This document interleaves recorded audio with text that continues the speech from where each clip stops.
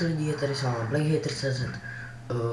Já vám chci ukázat, jak si dát skin do Virus Minecraftu. Už jsem to jednou ukazoval, ale to, co jsem ukazoval, jde jen tak, že ten skin má udělaný přesto tu stránku, co vy, tak ho vidí. Ale hráč, který nemá, třeba hráči s originálním Minecraftem, ho nevidí. A tady ho můžou vidět, ne všechny skiny vám pojedou.